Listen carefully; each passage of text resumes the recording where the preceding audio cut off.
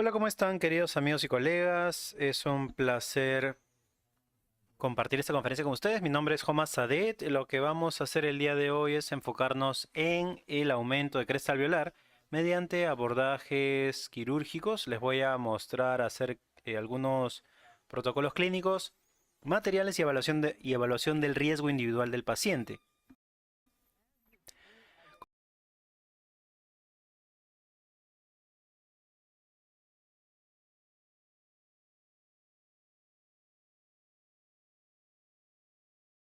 Como con cualquier otro abordaje terapéutico, lo primero que debemos hacer es evaluar el riesgo, porque la evaluación del riesgo nos enseñará cuál es la probabilidad de éxito basada en un paciente en particular o un sitio específico. Y algunos de los aspectos importantes en la evaluación del riesgo es evaluar la morfología de la cresta. Cuando los pacientes presentan diferentes tipos de atrofias, defectos, regiones de la boca distintas o historias diversas, debemos tomar en cuenta cada uno de estos elementos antes de empezar el tratamiento. Así que ustedes pueden ver que si estamos tratando a alguien con una deficiencia vertical o una deficiencia horizontal o una deficiencia combinada, las consideraciones serán distintas. Mientras que cuando tratamos a pacientes con defectos anteriores o en defectos posteriores, las consideraciones variarán de tal manera que hay que tomar en cuenta cada uno de estos aspectos antes de tomar decisiones. Una forma de categorizar nuestra valoración de riesgo es definir la morfología del defecto y tener en mente algún tipo de clasificación. Esta clasificación en particular, que es una clasificación denominada ABC, fue planteada para atrofias de cresta vertical, pero aquí hay algunos elementos que son muy útiles como punto de partida para la mayoría de los defectos que debemos rehabilitar. Si lidiamos con un defecto, lo podemos clasificar de acuerdo a las letras A, B o C. Una clasificación A será una consideración de las paredes verticales. Si es que tenemos dos paredes verticales, esto significa que será una clasificación A. Definimos las paredes como una vertiente que inicia de los dientes adyacentes que tienen un periodonto normal y luego el área edéntula presenta esta atrofia dándonos dos paredes verticales. Entonces, si tenemos dos paredes verticales, tendremos una clase A. Sin embargo, si tenemos una clase como esta, en donde solamente tenemos una pared vertical, tendremos una clasificación B. Esto sucede con mucha frecuencia en los pacientes que tienen un diente con un buen periodonto y otro diente vecino al defecto presenta un defecto periodontal y esto nos genera una cresta aplanada que forma un ángulo recto prácticamente con la superficie radicular del diente vecino. Y si no hay paredes verticales, esto sería una clase C. La clase C vendría a ser un defecto totalmente plano. Así que esto resulta ser muy útil para determinar la probabilidad del aumento vertical, porque cuando tenemos una clasificación A o una clase A, podemos conectar ambas crestas óseas, un pico con el del otro lado, y esto nos dará la máxima cantidad de altura que podemos regenerar, que es bastante razonable, alcanzando un defecto que se pueda rehabilitar de una manera muy favorable. En cambio, en las clases B tendremos que conectar la parte más coronal de los defectos, logrando este máximo volumen alcanzable. Y debido a que un lado tiene un periodonto normal y el otro tiene esta alteración periodontal, tendremos una regeneración unilateral. Con la clasificación C, lamentablemente no existe mucha probabilidad de aumento vertical. Así que esta clasificación resulta ser bastante útil para darnos una idea de cuál sería el resultado o qué tan favorable será rehabilitar cada uno de estos escenarios. Adicionalmente tenemos una subclasificación que define el grosor del hueso alveolar. Si es que tenemos un hueso alveolar grueso, ancho, esta será denominada una subclase 1, en donde tenemos 6 milímetros o más. Si es que tenemos un grosor medio, entre 3 y 5 milímetros, tendremos una subclase 2 y finalmente una subclase 3 será aquel escenario en donde tenemos una cresta alveolar muy pequeña, muy delgada, en donde tenemos menos de 2 milímetros. Así que si consideramos los niveles de qué tan favorable será el resultado, tendremos una clase A, subclase 1, y el peor desempeño se generará en una clase C, subclase 3. Entonces tenemos este rango desde lo favorable hacia lo más desfavorable, dependiendo si es un caso A al C o una subclase 1 a una subclase 3. Y cuando hablamos de aumento horizontal, el mejor tipo de clasificación será basado en la concavidad del hueso alveolar. Si es que tenemos un hueso cóncavo versus un hueso plano, estos tendrán diferentes niveles de predictibilidad. Podemos ver que esta concavidad se puede rellenar con un material de regeneración ósea y podría resultar como un resultado favorable porque la concavidad va a contener el material de regeneración ósea. Aquí en este defecto plano no tenemos esta capacidad de contener el material de regeneración, así que en términos de predictibilidad, una superficie cóncava tendrá mayor grado de regeneración que una superficie plana. Aquí, por ejemplo, tenemos un defecto plano versus este defecto cóncavo. Podremos rellenar estas concavidades y esto contendrá el material, mientras que una superficie plana tendrían que ser sometida a medidas adicionales para que contenga el material de óseo-integración, óseo-regeneración. Ahora, hablemos de las técnicas y materiales que tenemos disponibles cuando tratamos de realizar un aumento de cresta ósea. Existen una gran variedad de materiales que podemos utilizar para el aumento de cresta ósea, que incluyen sustitutos óseos o los denominados andamios estructurales. Podemos tener un halo injerto, que generalmente es un material derivado de células humanas, el seno injerto, que proviene de animales como caballos, reses o cerdos, y los aloplásticos también son una alternativa que podría ser interesante, y esto nos permitirá seleccionar el material que podría ser más predecible para cada caso. Si seleccionamos aloinjertos, los aloinjertos serán los aloinjertos validados, los que mejor desempeño tendrán. Aquellos que provienen de un banco de tejidos que ponen a prueba cada lote para determinar cuál es su capacidad osteoinductora.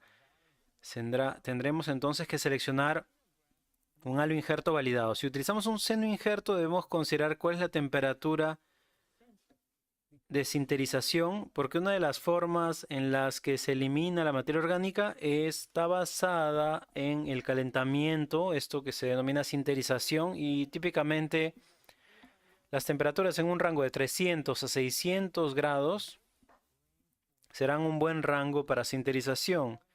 Algo que esté por encima de 700 grados Celsius o más puede causar una cristalización del hueso y este se convertirá en un material que no es tan favorable o inclusive desfavorable para realizar estas propiedades, para poder cumplir con las propiedades de osteoconducción.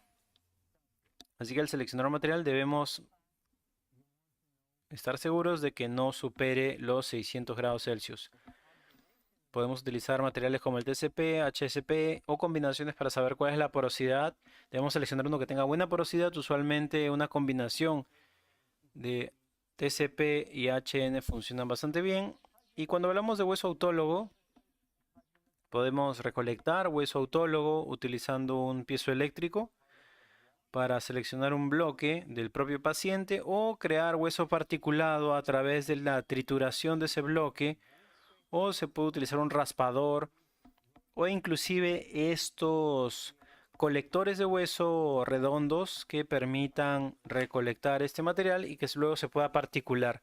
Todas ellas tendrán diferentes propiedades. Vamos a hablar de ellas en un momento. Cuando hablamos de membranas, existen membranas reabsorbibles que generalmente son membranas de colágeno. E inclusive con el colágeno tenemos colágeno nativo que no está entrecruzado, o el colágeno entrecruzado en donde el colágeno se vuelve más resistente a la degradación por enzimas orales y pueden ser más duraderos. El colágeno nativo usualmente tiene mejores reacciones. El colágeno entrecruzado tiene una mayor probabilidad de exposición, como veremos más adelante. Y luego hablamos de los materiales no reabsorbibles. Generalmente hablamos de las membranas de PTFE, que podrían ser PTFE con texturización o una malla reforzada por titanio. Y finalmente tenemos las membranas o las mallas de titanio, que son bastante estables cuando le damos una forma específica. Todas ellas tendrán propiedades distintas. Finalmente, los sistemas de fijación nos presentan los tags, los tornillos, otros tipos de herramientas como los Modfix y Unifix, dispositivos novedosos para la fijación de estos elementos. Y finalmente tenemos los elementos biológicos, muy populares en nuestra era, como productos derivados de la sangre o concentrados plaquetarios como la fibrina, el plasma rico en fibrina o las plaquetas combinadas con fibrina, que son materiales biológicos que podrían utilizarse como una matriz sólida o un PRF líquido. Y también tenemos los factores de crecimiento recombinante como los factores de crecimiento derivados de las plaquetas, algo que no está disponible en todos los países. Está disponible en los Estados Unidos, pero probablemente en Europa o algunos países de Asia no estén disponibles. Y lo mismo se aplica a las proteínas morfogenéticas derivadas del hueso y podrían estar disponibles en algunos países. Así que hablemos un poco acerca de las membranas. La primera pregunta que debemos formularnos es, ¿necesitamos una membrana? Existen algunos estudios que han evaluado la función de las membranas, pudiendo tener una membrana oclusiva como una membrana PTFE y luego un formato abierto como esta malla de titanio. La pregunta que se formula es, ¿será que existen diferencias entre ellas? Porque ambas pueden crear y mantener un espacio, pero una será oclusiva y la otra será con canales abiertos. Y los canales abiertos podrían permitir que el periósteo tenga acceso a ello, y las de formato cerrado evitarán este fenómeno. Así que se formula la pregunta si es que hay diferencia entre la osteogenicidad entre ambas estrategias, y lo que se encontró es que, como pueden ver en la pantalla, las membranas oclusivas como las de PTFE presentan un aumento óseo significativamente mayor, pero como pueden ver la diferencia no es extrema. Clínicamente, por lo tanto, la diferencia es bastante insignificante. A pesar de que estadísticamente el estudio concluye que la membrana oclusiva tiene un desempeño superior en términos de la formación de hueso vital, el formato abierto también tiene un desempeño bastante respetable. Así que diría que clínicamente no hay diferencia. La lección de este tipo de estudios es que el aspecto más efectivo del uso de estos dispositivos o membranas será crear un espacio protector. Este espacio protector que se crea ya sea por un dispositivo oclusivo o no oclusivo, ambos funcionan bastante bien en el dominio de regeneración ósea. Así que crea un espacio protector. Crear un espacio protegido sería el primer requisito para fomentar la regeneración ósea. Ahora, necesitamos una membrana. Aquí pueden ver en donde se establece un proyecto estandarizado comparando una membrana de colágeno sola, un hueso bovino solo o una combinación de ambos, es decir, hueso bovino cubierto por una membrana de colágeno en estos lechos quirúrgicos en un animal de experimentación para determinar cuál es el potencial de regeneración ósea.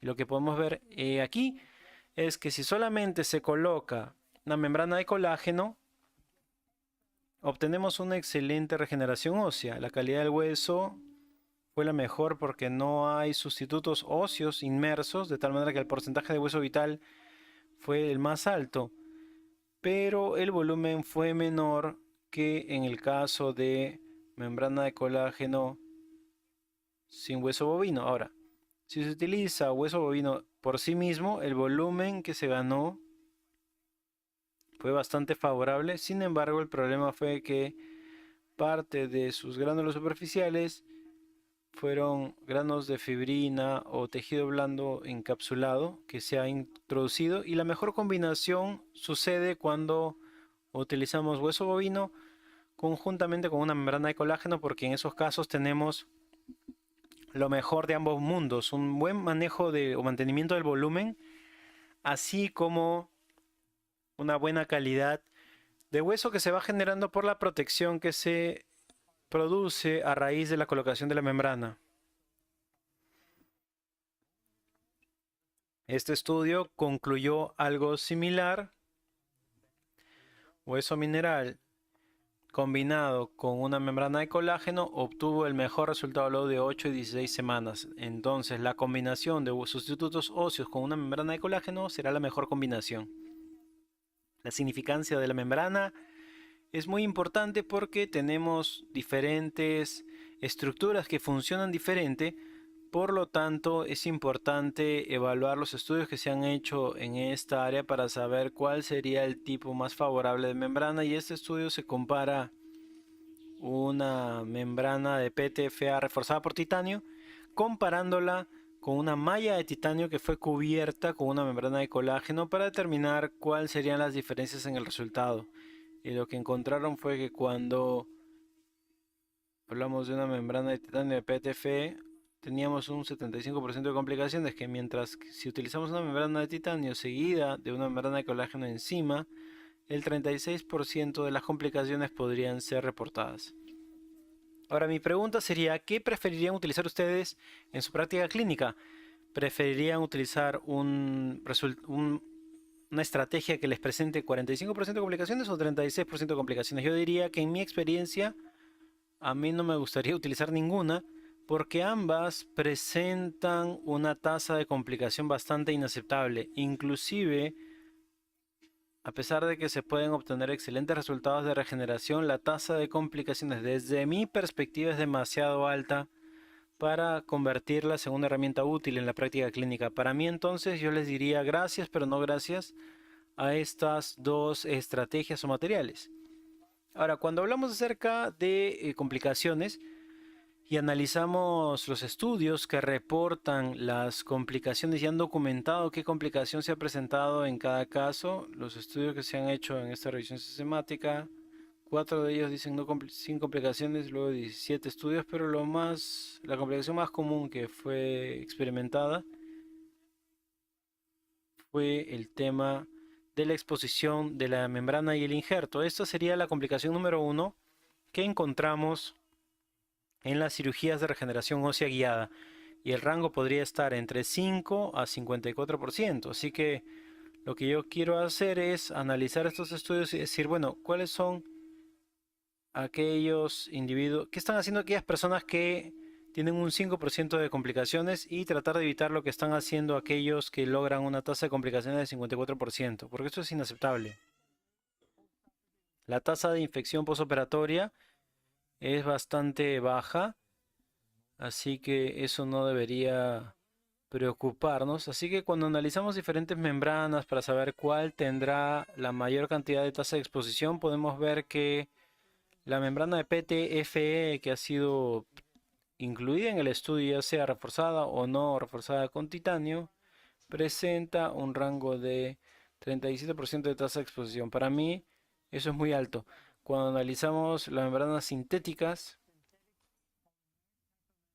membranas totalmente poliméricas, estas también tendrán complicaciones inaceptables. 31 a 39% de tasa de complicaciones. Las Las membranas de colágeno nativo, los senoinjertos presentan la tasa de exposición más baja que cualquiera de las membranas presente, 16%. Así que esta es la membrana que yo prefiero utilizar, una membrana de colágeno nativo. Y esto hace que esta membrana de colágeno nativo tenga algunos riesgos de exposición.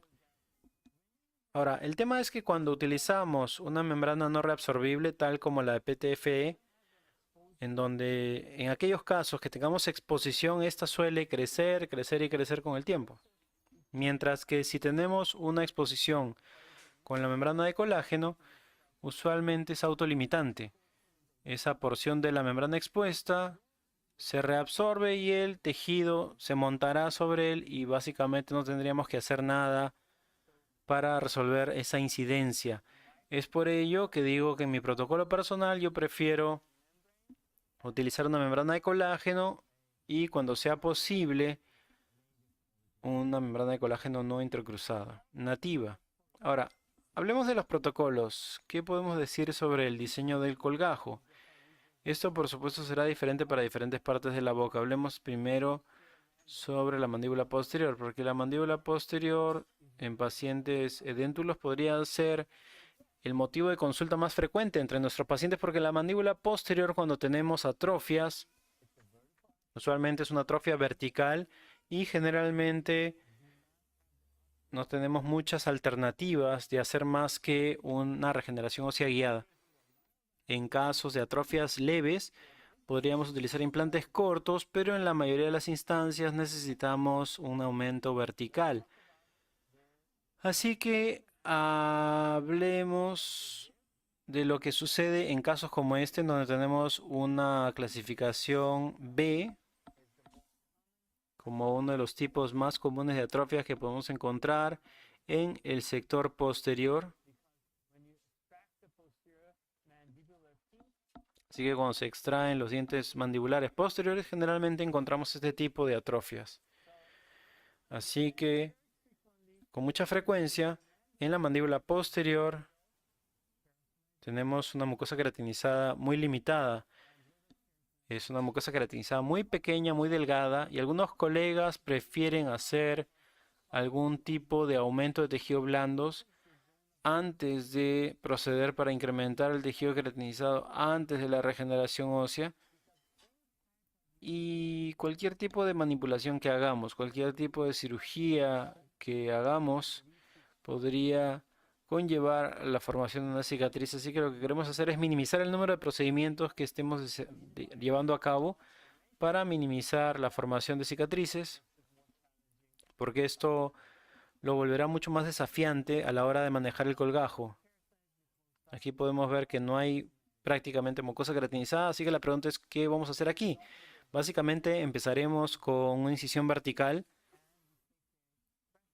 y realizaremos una incisión crestal que expone la cresta, y podemos ver que el aspecto más importante de esto será el manejo del congajo lingual. El manejo del congajo lingual puede darnos una gran cantidad de alivio y esta será una manipulación muy sencilla. Con el manejo del congajo lingual, lo único que tenemos que hacer es utilizar un instrumento Romo en su superficie convexa, por ejemplo en el elevador, y simplemente empujar el colgajo hacia el lingual. Lo que tratamos de hacer aquí es generar una presión que desprenda la prenda que está sostenido por el músculo miloideo, simplemente utilizando una parte roma del instrumento del elevador, por ejemplo, alejándolo del cuerpo de la mandíbula. Podemos llevar a elevar el colgajo de una manera muy conservadora, y a partir de aquí utilizamos el PDGF recombinante humano, lo reconstituimos con hueso bovino y de esta forma mejoramos la calidad del hueso vital. También estamos combinándolo con hueso autólogo que hemos raspado del paciente.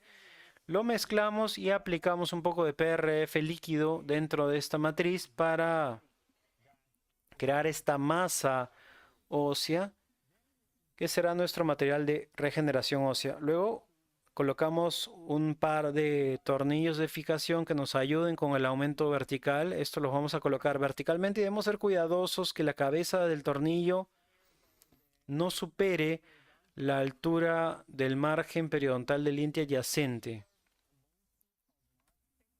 Este es un tornillo modular que se llama Modfix. Ven que tiene una cabeza y luego realizaremos la decorticalización para finalmente colocar la membrana de colágeno presionándola a través de estos tornillos para finalmente colocar estos abattements tipo paraguas. El beneficio del sistema es que nos previene la fijación de la membrana o el desplazamiento de la membrana. Luego colocamos el material de osseointegración debajo de la membrana para finalmente tensar la membrana y finalmente colocamos PRF como una última capa para tratar de ayudar en el proceso de cicatrización. El cierre primario se lleva a cabo mediante una sutura colchonero tradicional, que será lo más importante, y debemos utilizar PTFE porque este material nos permite ajustar la tensión de la sutura y como pueden ver, trabajamos con suturas en la base del colgajo, con estas suturas colchonero internas, porque con estas suturas internas estaremos vertiendo el margen hacia el colgajo. Podemos hablar de el caso en donde el colgajo esté vertido y los márgenes se pueden aproximar de esa forma. No queremos acercar los márgenes borde a borde porque esto podría llevar a una exposición del injerto mientras se da la cicatrización. Así que la idea es fijar ambos colgajos con una sutura colchonero a nivel inferior al margen gingival y liberando la tensión para finalmente suturar la parte más coronal de los colgajos. Aquí tenemos un pre-op y un postoperatorio realizando un aumento vertical y horizontal. Llamamos a esto aumento tridimensional, que es lo que se necesita en la mayoría de las situaciones. Ahora, cuando regresemos aquí, verán que no hay complicaciones de exposición del material, de la membrana o del injerto. Inclusive a pesar de que estamos lidiando con una mucosa muy delgada y una mucosa queratinizada extremadamente limitada. Así que realizamos nuestra incisión crestal, eliminamos los tornillos de fijación y el Unifix que colocamos allí. Y vamos a llevar a cabo una osteotomía. Parte de la osteotomía es... Vemos que un bloque sólido de hueso se ha removido, mostrando la consistencia del hueso que tenemos aquí con una excelente textura y un buen potencial de aumento, utilizando este tipo de implantes que tienen una conexión cónica bastante profunda, los implantes Conlock, y se coloca una lámina de PRF que perforamos para que a través de estas perforaciones podamos realizar la conexión con los abattements de cicatrización y de esta forma el PRF estabilizará la superficie y dejaremos este PRF expuesto y apicalmente colocaremos los tornillos de fijación que finalmente induzcan el aumento vertical de la mucosa queratinizada. Esta técnica la llamamos inmovilización de fibrina mediante extensión vestibular, que se realiza en conjunto con la colocación de los implantes como una forma de vestibuloplastía. Estos son los implantes que colocamos allí. Hablemos acerca de comparación de diferentes técnicas de aumento óseo. Una de las técnicas que ha sido sugerida es la técnica de la tienda de campaña. Colocar estos tornillos como lo hicimos en el caso anterior que ilustré para ustedes, evaluando la eficacia de esta técnica y comparándola con otras técnicas. Cuando vemos este estudio en particular, yo no le recomendaría tomar este diseño de colgajo, que es algo que divide la papila, porque eso no va a ser muy útil con el aumento de la cresta. Sin embargo, aquí se muestra la técnica de tienda de campaña, Y aquí podemos ver que se utiliza una membrana texturizada de PTFE que ha sido bastante popular y se le compara con una tunelización vestibular, con una tunelización superióstica, comparándola con estas tres técnicas. Y podemos ver que cuando hablamos de la tasa de exposición, la estrategia de la tienda de campaña, tenemos una tasa de exposición de solamente 11%. La técnica de tunelización presenta 19% de exposición, aún bastante baja. Y pueden ver que el uso de PTFE presenta el mayor rango de exposición, que fue de 52%. Así que en mi perspectiva esto es inaceptable, razón por la cual prefiero no utilizar la membrana de PTFE. En términos de la probabilidad y la capacidad de colocación de implantes, el 97% de los casos en donde se utilizó la técnica de pala en la técnica de tienda de campaña, con el túnel 86 y con el PTFE solamente 71% de probabilidades. Así que imaginen que la mitad de los casos presenta complicaciones y solamente fueron capaces de colocar implantes en 71% de los casos. Estamos hablando de éxito en 3 de cada 2 casos. El uso de membrana PTFA sería recomendar implementar una técnica más beneficiosa, como la técnica de tonalización, que tiene bastante beneficiosa, no de la forma en la que se muestra en la imagen, sino una tonalización vestibular que nos permita utilizar una estrategia mucho más reproducible. Cuando hablamos del diseño del colgajo en el maxilar superior, esto es algo muy peculiar, porque en la mandíbula la liberación lingual es muy importante y nos ayudará muchísimo con la liberación y movilización del colgajo para hacerlo libre de tensiones. Y en el maxilar superior no tenemos la oportunidad. En el paladar tenemos esta oportunidad de realizar una liberación vestibular movilizando el colgajo y ganando algo de tejido conectivo queratinizado. Ahora, una de las estrategias que debemos tomar en cuenta, o uno de los aspectos que debemos tomar en cuenta, es la clasificación. Aquí diríamos que tenemos una clase B, una pared vertical de un lado, y debido a este compromiso periodontal a nivel del incisivo lateral, aquí básicamente deberíamos considerarlo una clasificación B. Podemos ver entonces esta capacidad de aumentar el hueso de manera vertical y se vuelve algo bastante limitante en estas situaciones. Una de las alternativas que tenemos cuando lidiamos con un diente comprometido que está al lado de un lecho atrófico, esto se debe extraer. Al extraerlo, estaremos extendiendo estos bordes dentarios eficientes versus una circunstancia mucho más favorable al extraer ese diente vecino, que nos permitirá mejorar la capacidad de aumento vertical mediante la extracción de este diente periodontalmente comprometido. Así que convertimos una clase B a una clase A solamente extrayendo el diente vecino al defecto. Así que en términos de manejo del colgajo, la liberación palatina es muy importante, porque podemos realizar, si es que tienen un tejido palatino demasiado grueso, que por lo menos tenga 4 milímetros de grosor, podemos dividir el colgajo palatino, y al dividir el colgajo palatino podemos tomar el tejido conectivo que emerge del paladar y colocarlo contiguo al colgajo vestibular. Luego de liberar la incisión, podemos ver que se pudo lograr. Podemos ver que el hueso pico que estaba debajo de este incisivo está bastante apical, pero como podemos ver, una vez que hemos removido ese diente periodontalmente comprometido, mejoramos nuestra probabilidad de generar una regeneración ósea. El plan de tratamiento, por lo tanto, es muy importante para estos casos, en muchas situaciones inclusive más importante que las habilidades clínicas. Podemos ver que antes nuestra capacidad de regeneración estaba limitada en el área blanca, pero al remover este diente periodontalmente comprometido, hemos convertido este lecho desfavorable a un lecho favorable para el aumento vertical.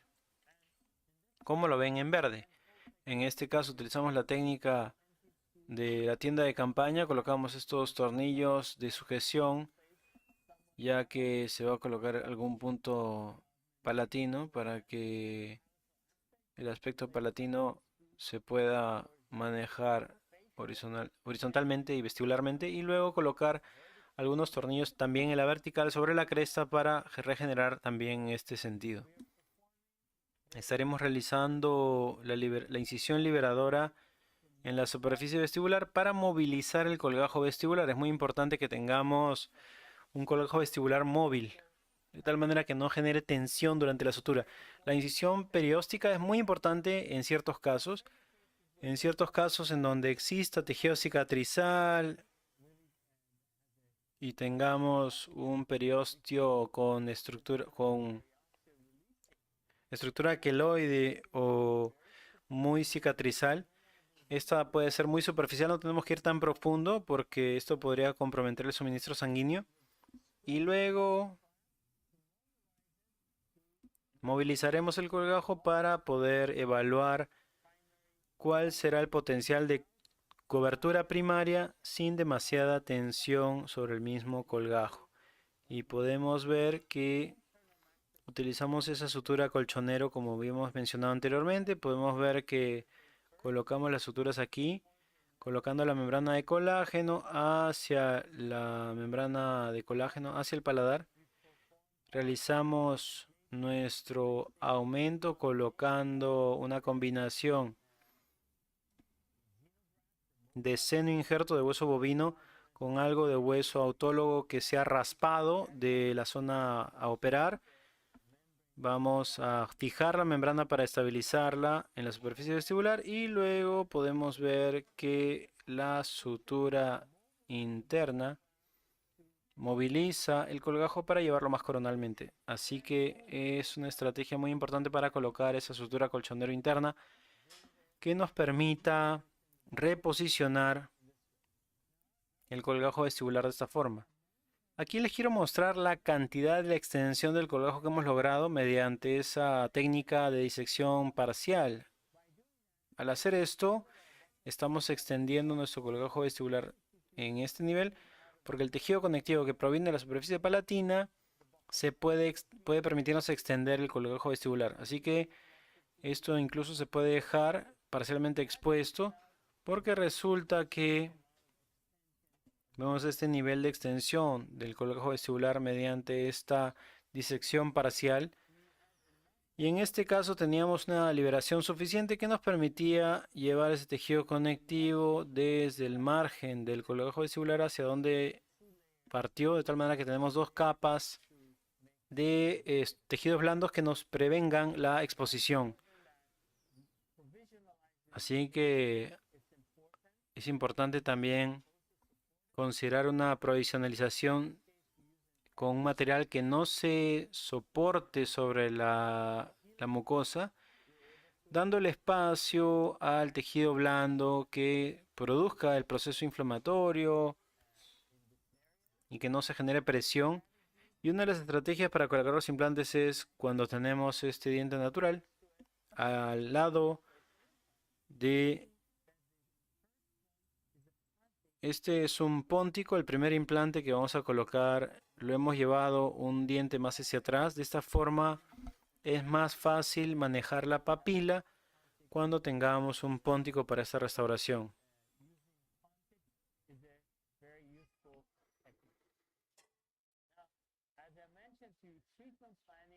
Y en términos de la planificación de tratamiento es muy importante que tomamos en cuenta cómo llega el paciente, como en este caso tan desafiante, un paciente que ha sido sometido a múltiples tratamientos con rehabilitación implante soportada. El cirujano previo había colocado dos implantes que habían fracasado y había realizado dos sets de injertos que también habían fracasado.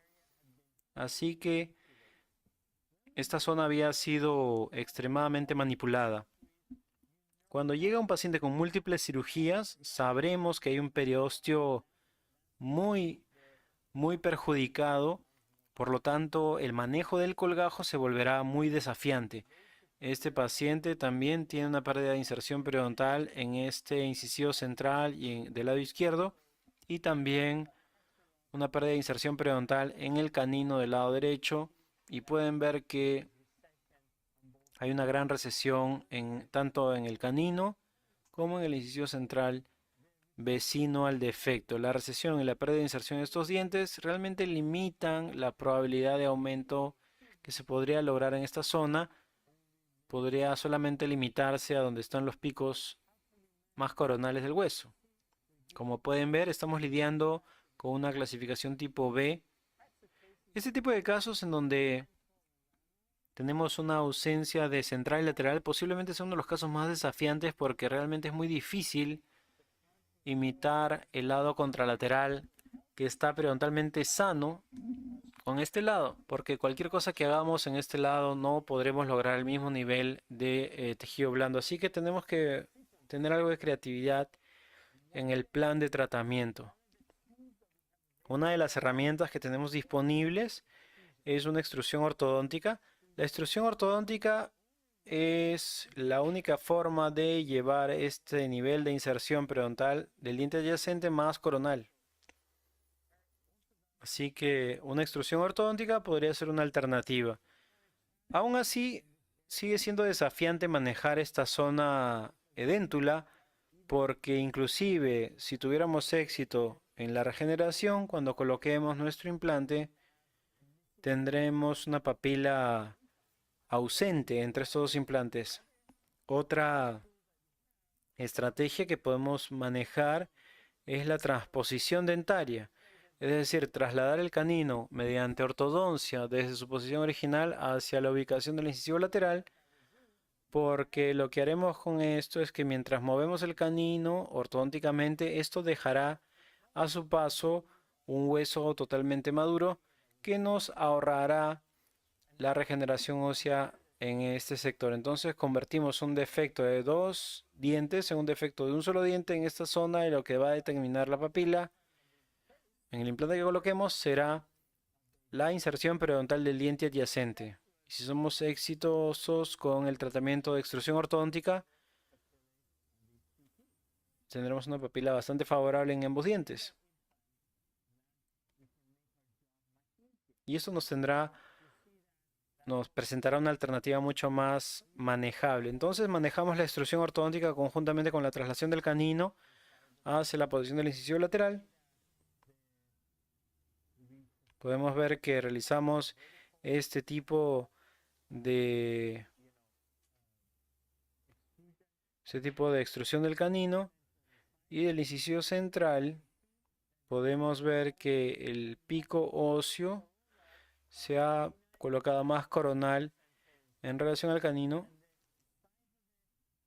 y el tamaño dentario ha sido reducido a un defecto de un solo diente. Así que ahora podemos realizar nuestra regeneración. En este caso vamos a utilizar un colector de hueso rotatorio que nos permite recolectar hueso de la parte posterior de la mandíbula. Queremos asegurarnos de tener suficiente y una buena calidad de hueso autólogo. Combinando este hueso autólogo en una proporción 50-50 con un hueso bovino. Y dentro de ello aplicamos también el PRF líquido, el plasma rico en fibrina, para crear este compuesto de hueso. Es como una masa o hueso pegajoso. Y también incorporamos una matriz de PRF sólido para poder otorgar la mejor calidad de manipulación. Esos son tornillos modulares que se colocan primero.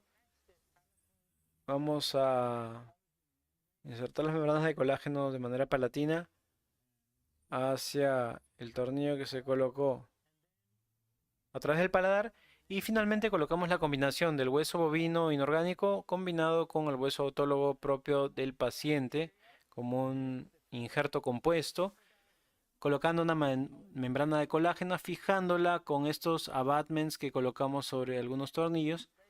Y finalmente colocamos un injerto de tejido conectivo que fue tomado de la tuberosidad sobre la zona que presentaba defectos de recesión, de tal manera que podemos corregir las dehiscencias de los dientes adyacentes con un injerto de tejido conectivo.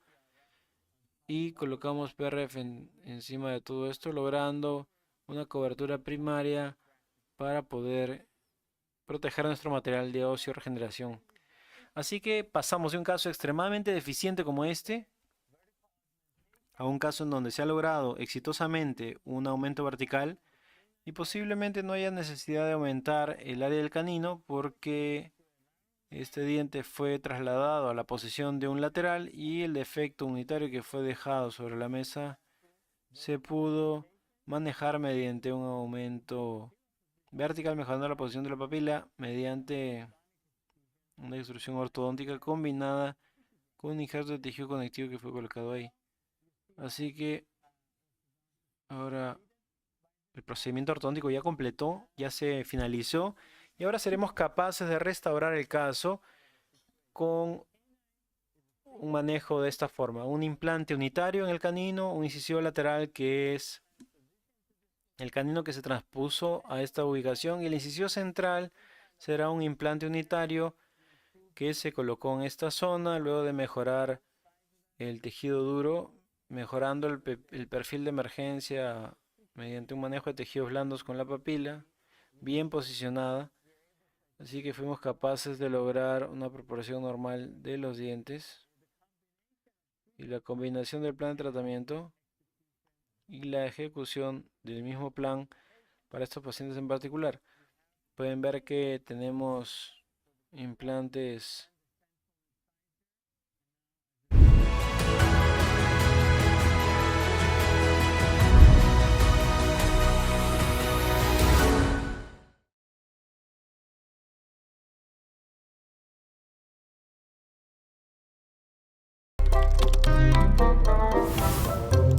¡Wow!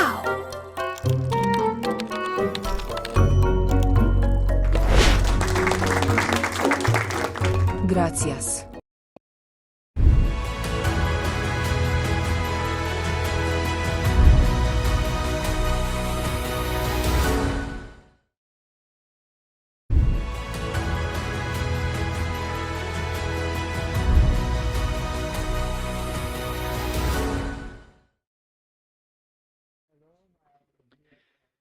Hola, ¿cómo están, queridos amigos y colegas? Es un placer compartir esta conferencia con ustedes. Mi nombre es Homas Sadet. Lo que vamos a hacer el día de hoy es enfocarnos en el aumento de cresta alveolar mediante abordajes quirúrgicos. Les voy a mostrar hacer algunos protocolos clínicos, materiales y evaluación del riesgo individual del paciente.